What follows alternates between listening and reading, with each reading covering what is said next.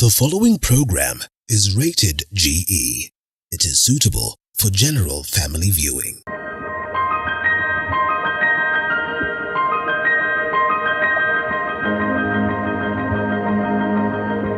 Hello there and welcome to Beyond the Limit with me, Mufani Maina. Now on this episode, we've got an amazing guy who has graced us with his time here today, gospel artist Denno. I'm sure you guys do know him very well. Back in the day, doing Mbona with Papa Fulolo aka Daddy Owen. He's done Bado with Bahati and also story yangu. And he's here to tell us his journey and everything in between. So karibu sana Denno. Asante sana. How are you doing? I am fine. Thank you. Oh, wow. Msimu wa baridi. Msimu wa baridi. Yeah. My birthday month. My birthday month as well. Oh. Allah, yako ni lini? 21st. 23rd. Tumeachana na siku mbili. Yeah. Yangu ni 23rd. Eh. Sijui tushikanie birthday. Need to do something. We should do something. We should do something. Absolutely. Anyways, it's good that you have invited me here. So I'm pleased to be here today.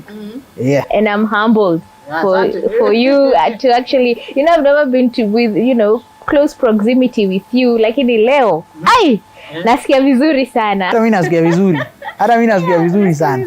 Yes. So do introduce yourself to our viewers kidogo. Okay. Yeah. Mimi naitwa Denno. Kuna ingine? Okay, my jina kamili. My name is Dennis Karanja. Yeah, but unaweza niita hivyo saa zile you are not in a hurry. Yeah. So if you're in a hurry, just call me then. I will itika. Yes. Kabisa. So do tell us about your condition. Where did it all begin?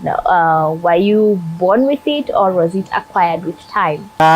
Mimi nimezaliwa, I was born with it. We call it congenital. Yes, congenital. It means that now I was born with visual impairment.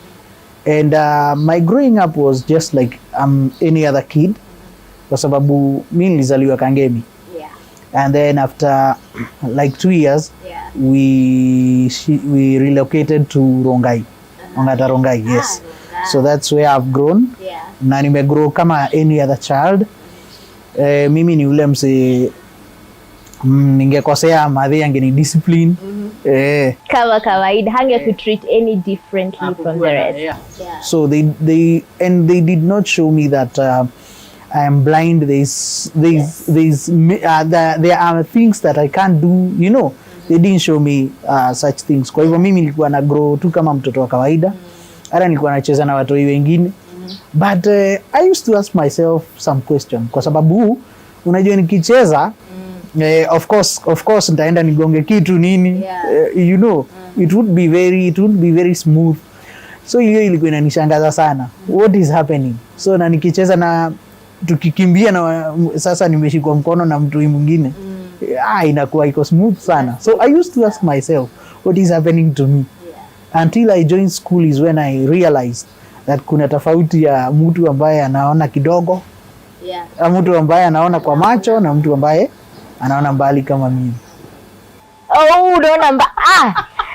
I got your point very clearly, lakini ilitake muda kidogo. So at that point, penye uliweza kutofautisha ya kwamba kuna wale ambao wanaona na wewe unaona mbali zaidi. Yes. So how was that journey for you to fully accept your condition? It was easy. I think it was easy. Because unajua kwanza I went to school for the blind. So uko mko wengi wenye mko na hiyo condition. So I think it was very easy.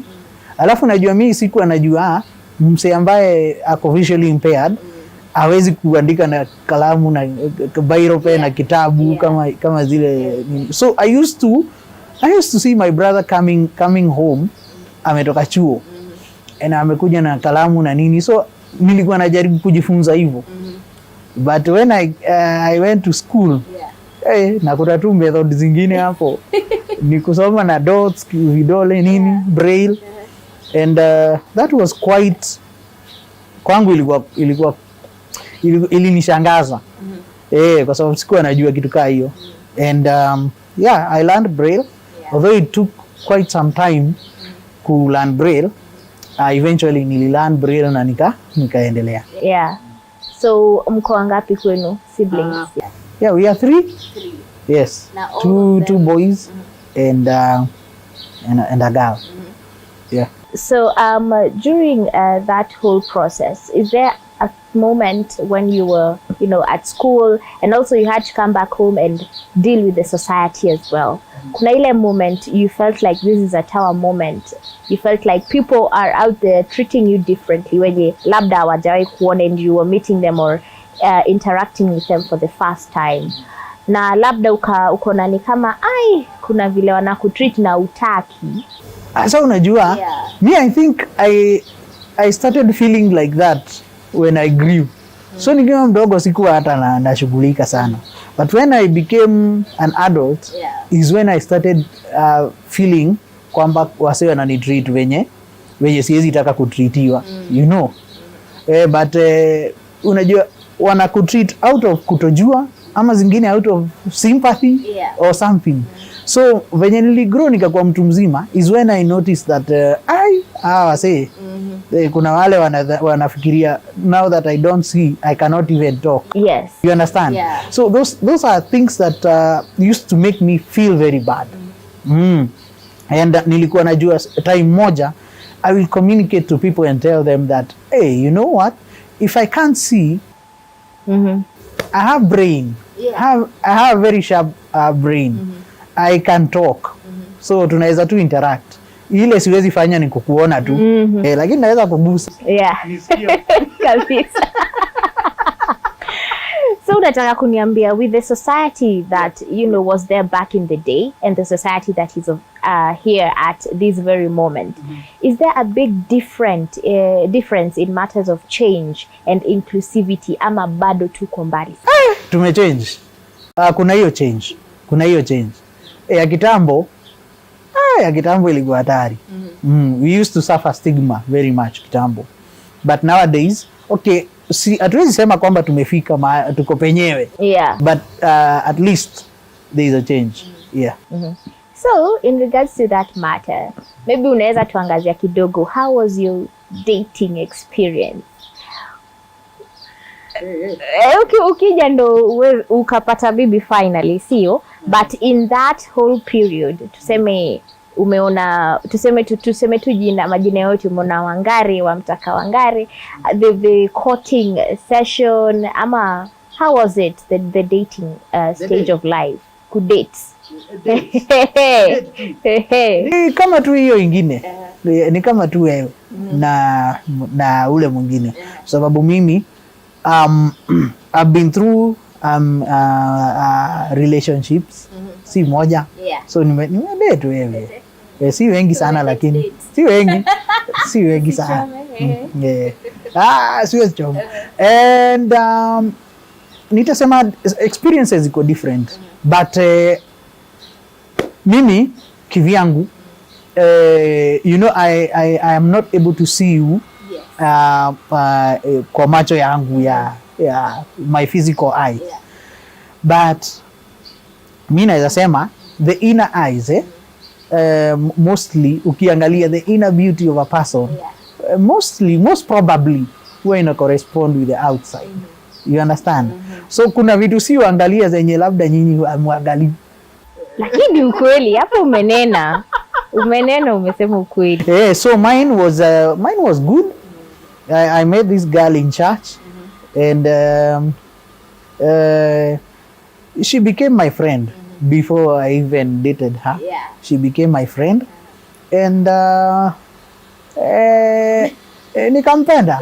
nikampenda na nikauliza yeye, and she said yes.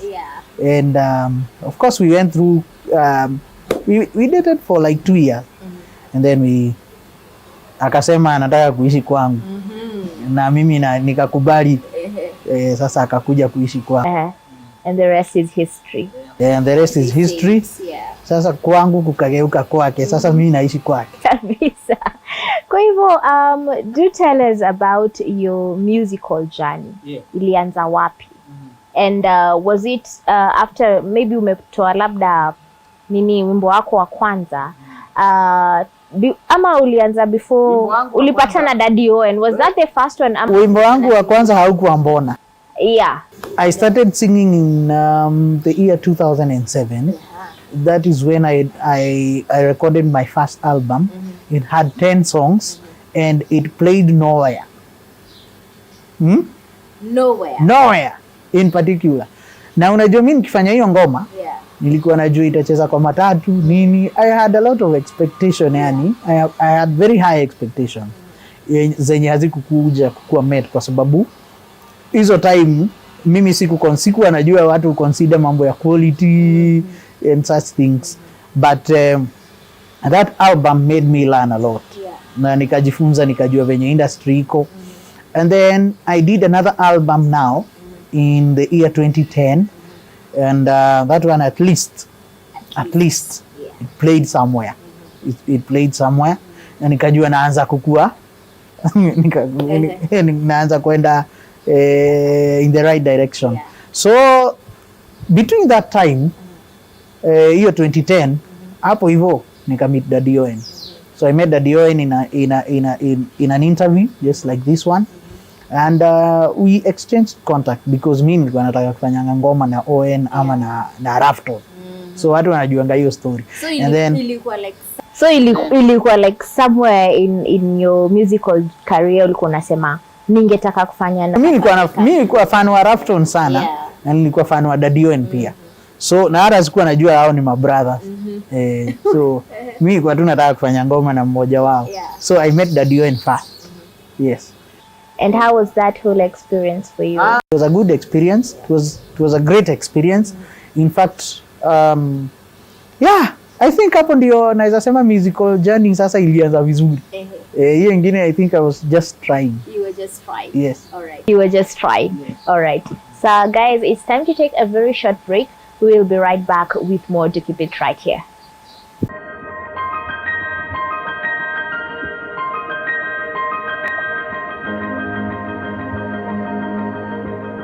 You are watching TV 47, the home of untold stories. Mimi niko digital sasa. Nimepiga simu nikauza ng'ombe, sasa naweza lipia mtoto karo ya shule. Huyu sasa shule anasoma kompyuta.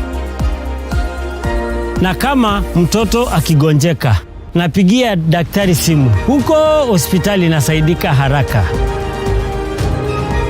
Through the Universal Service Fund, USF, the Communications Authority of Kenya, CA, facilitates the provision of diverse communication services to every part of the country so that no one is left behind. The Communications Authority of Kenya, opening your world. The new mobile money service imefika. Vuma ni wallet yako ya kurahisisha. Download Vuma app just like that. Ama join ukidial *844#. Kutop up ni Visa au Mastercard. Pesa Vuma tu Vuma ni free kutuma. Yo yo.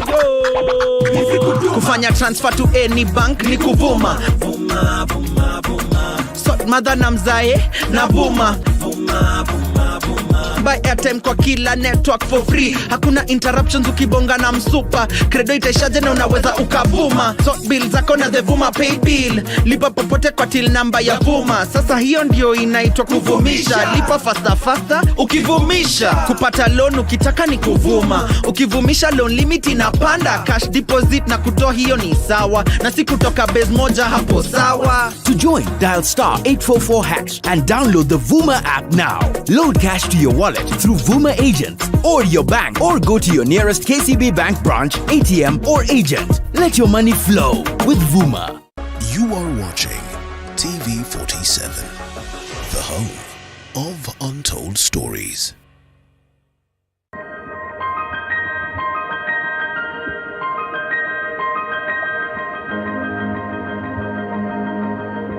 Welcome back to Beyond the Limit. Yes, we are still here with the gospel artist Denno. Now, before we took a very short break, Denno was telling us his whole journey. He was telling us the beginning of his journey in the musical industry. So Denno, mbeleni before upatane na Daddy Owen, when ulitoa album yako sio? So when you were taking it to some of these media stations to play it for you, what was the feedback that you were getting at that point? Nilikuwa kwanza kabisa I went to very many radio stations and TV stations, and wengine waliogopa kuniambia hii ngoma iwezi, but there are some people I met, people like akina Anthony Ndiema, people like akina Njugush, and they encouraged me, people like akina Tina Nzuki, they encouraged me and told me that they know tungetaka kusaidia, una sauti fitri, una sauti poa, but we can't play this music kwa sababu sheria yetu ya station inasema tuangalie hii na hii, you understand?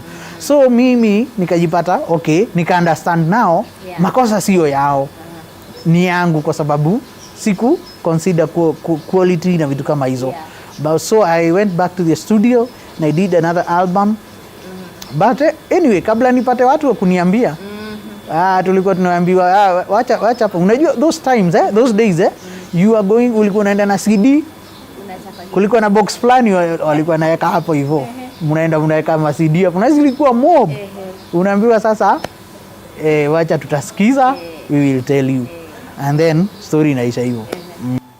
So kuna places mingi sana hukuwa ipata feedback? Kuna place mingi sikuwa ipata feedback. Na nilienda radio station mingi hata bigi. Yes, during those days. Yes. So after you understand quality yenye unafaa kuwa nayo, and then you met Daddy Owen, mkatoa kibao cha Mbona, and then ikapata, did you expect that kind of feedback from Kenyans at the moment after kuimba na Daddy Owen? Sasa unajua after nimeimba na Daddy Owen, now I became famous. Unajua hiyo hata sikukua. Hakuna mtu alikuwa ananijua. So now I became after we did Mbona, the reception was humongous. Yani it was big. Yani hiyo ndio time sasa nikafikiria fame ni fiti sana. Yani ati ukienda place watu wanakusalimia, sikuwahi jua ati hiyo maisha saa zingine inachokesha. Ukienda place ni watu mrembo tunakusalimia nini, watu wanakujua kwa barabara, and you know we used to walk. So it was a good feeling. It was a good feeling. But with time umesema ya kwamba mtu huchoka with the popularity and being zingine unataka kuwa private, like inakuwa lakini wezi ni kugumu huku nje. Once you get to your hit point, at times it's I never knew what entails to become famous, kwa sababu unajua mimi hiyo time nilitaka tu niimbe, watu wasikie wimbo, sikuwa najua there is a lot to that. So down along the line kuna point ilifika jamani ukanyamaza kidogo. So what was going on at that moment? Sasa unajua after Mbona the reception was so big, and we did a lot with Daddy Owen. We went to tulienda sana perform na nini, and then thereafter sasa si mtu ameingilia shughuli zake. Sasa ni kukuja kuanza tena kurecord I did an album after that inaitwa Naona Mbali, and Naona Mbali had quite it was a big album, because I was even nominated for like group mara kadhaa and other awards. So after hapo ndio sasa nilitulia, because now I realized that Kenya muziki kurecord imekuwa expensive. Sikukuwa najua hata how expensive it is before I did Mbona with Daddy Owen. So nikajua the more you become big, the more watu wana expect. Wana expect more from you, wanakuambia doni hii ni hii ipi iko So ikafika point kurekodi ikakuwa ngumu because I was not stable financially, and hata sikuwa najua wasee usainiwa, mimi sikuwa najua vitu kaa hizo, And na alafu pia mimi kulingana na I think mimi nilikuwa tu nataka kuwa tu mtu independent. Sikuwa nataka sana kukua signed under someone. But sasa venye nilitulia kidogo, no, before that I met Bahati. Yes, na tunafikia hapo. I met Bahati during that time. I think hiyo time tu nilikuwa nimetulia. I met Bahati in 2013. So ilikuwa in the midst of Mbona bado I think. So after nimetulia ndio Bahati ilinitafuta tena. Sasa akiwa ameshakuwa mtu mzito akanitafuta tena. You know, tukikutana hakuwa mzito. Hata alikuwa tu anajaribu pia yeye back in the day. Ndio time alikuwa anakuwa introduced na Mr. Seed in the industry. Na msimwambie. Alikuwa anakuwa introduced na Mr. Seed in the industry. So he was struggling. So after few years, yes, around 2015 there, akanitafuta akaniambia, "Hey bro, na umetulia sana." So tukapiga story nini, and then story yangu came. So story yangu ikakuja, but before ikuje, after imehit pia story yangu, alafu mkatoa bado ukakuwa signed into EMB. Yes. 2019. Yes. Na ulikuwa unasema huko you wanted to be a very independent person, huko unataka kukuwa signed under anybody. So how did that make you feel being signed under EMB Records? Naweza sema nilianza kufanya research ya watu sasa venye signings zilikuwa nini na nini. And then nilikuwa naangalia venye pia Baha anawak na watu. Akina Sidu walikuwa wameingia EMB wakatoka that particular time. Na nilikuwa naona alafu kulikuwa na ingine ilikuwa inaitwa Grandpa. Sijui kama ulikuwa unaijua. Nilikuwa naona musicians wa Grandpa wanafanya fiti sana. So nikasema this thing can work. Alafu pia kitambo kulikuwa naogopa DJ. So ilikuwa imesaina kina Nameless akina nani. Nikaona kama wasee walisainiwa na wakakuwa successful, I think I can try it. And then venye tulikutana venye sasa tulifanya bado na Baha, kaniambia let's work together. Acha nikusign, wewe upige muziki nini na nini, tujengane. Nikamwambia fiti. So nikaingia EMB. Kuingia EMB nilikaa EMB for 8 months. And I did a lot pale EMB. Naweza sema it was a short time. But nikiangalia what we did within those 8 months was very huge, kwa sababu nilifanya ngoma 4. Mimi niliingia hapo kama nimepata hata shows, kwa sababu unajua watu wananijua nini. So and again nini ingine. So after it shut down, EMB shut down, what did you do afterwards? Of course now ime shut down. Na ime shut down kwa sababu biashara haiko fiti sana. You remember gospel music, gospel industry at that particular time was not very haiko ina watu hawaisikizi sana. So that is why hiyo ilichangia pia EMB ku close down. Na pia labda step yenye Bahati alikuwa anataka ku take from wakati huo, maybe kutoka gospel kwenda muziki zingine. Pia hiyo labda ilichangia. But mimi after EMB ku close down, Bahati called me. It was very humbling kwa sababu aliniita na akaniambia yenyewe siwezi taka nikuweke hapa na ni kama biashara haifanyi vizuri, you know, because unajua wakati uko kwa label uko na expectations. Na pia ule mwenye label uko na expectations zake. So if you remain there na mtu hamit expectations zako, you will not be happy, you won't feel good. So he called me and we talked. Tukasema okay, it's okay, tunaweza maliza hii deal. And I recollected myself na nikajua kuna vitu mob sana naweza fanya apart from music, because at that particular time niliingia TV. I became a host. Alafu nikajua kumbe naweza kuwa influencer. Kabisa, it's what's trending at the moment. So nikuulize, pale ambapo ulisema sasa let me now recollect myself, na unaweza sema ya kwamba saa hii fan base ya gospel Kenya haiko juu kama vile ilikuwa kitambo, ama what's happening at the moment, because we're seeing gospel artists taking the step to the other side and joining or rather doing secular music, ama wanachana nayo na wanafanya biashara zingine. So what is happening at the moment? Fan base imedidimia, nini inaendelea? I think imefika mahali watu wamekataa kusikiza gospel music, but I would say gospel is still there, because gospel cannot die. The gospel is the word, but the industry itself, I think kitu ya kwanza ilifanya ilikuwa contaminated. Watu wakaanza kuimba vitu ambazo watu wanataka kusikia. So now I think fan base pia imereduce sana, but I believe that God is working is working for us.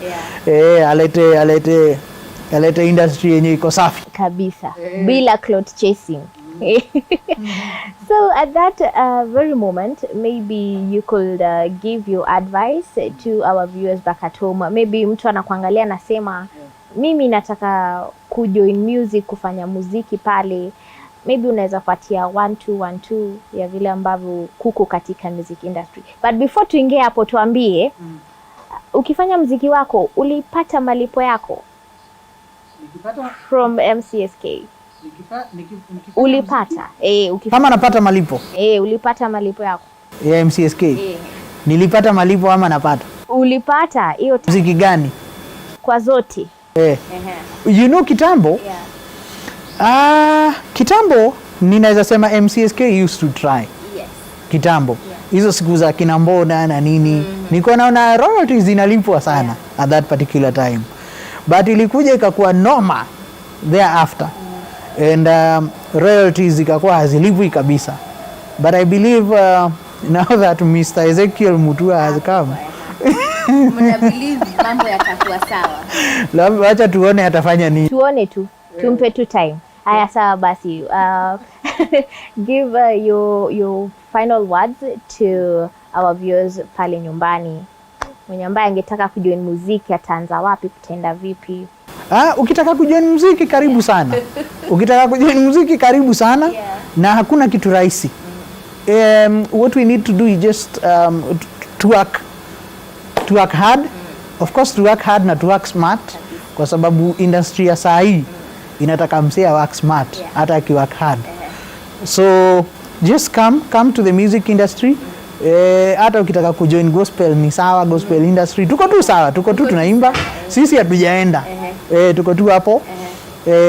But it won't be easy, but putting God first, everything becomes easy. Everything becomes easy. Na kitu tu ya kufanya ya muhimu, just to do your part, play and leave the rest to God. Kwa sababu God ni yeye anatupatia hizi sauti, ni yeye anatupatia creativity, and mambo itakuwa fit. Labda unaweza wapatia your contacts na penye wanaweza kufollow kwenye social media, watu wakitaka kukolabo na wewe ama kukutafuta kufanya biashara zingine hapa kule. Siku hizi mimi niko digital marketing. Huko ndio siku hizi tunatesa huko. So if you want to advertise with us, pia tunapiga hizo story. So get me on social media platforms, Denno Music Instagram, and Denno Music Facebook, na niko na page fulani hapo inaitwa denno.karanja that is doing so well. YouTube Denno Music, nini hiyo ingine? TikTok, hata TikTok niko hapo. Niko na 96 followers. I'm doing good. Amazing. Nimeanza juzi. So Denno Music. Asante sana kwa muda wako Denno. Thank you so much for having me. Na muniite siku ingine bado nitakuja. Tutakuita. It's not the end, it's just the beginning. Aya guys, that's all that we had for you here on Beyond the Limit with me, Muthoni Maina. Till next Saturday, sayonara. Na Denno, chape kibao kimoja, tuguzie tu verse tukifunga. Kibao fulani nilifanya. Ninakipenda, kinaitwa Take Over. Nilifanyia pale EMB. And by the way, EMB nilitoka na gari, au kuniuliza. Anyway, story for next time. Gari, nyumba, sio. Sio? Haya, tuguzie kibao. Oh la la la, Jehovah me take over, take over. Oh la la la, now my life is a walkover. I may take over.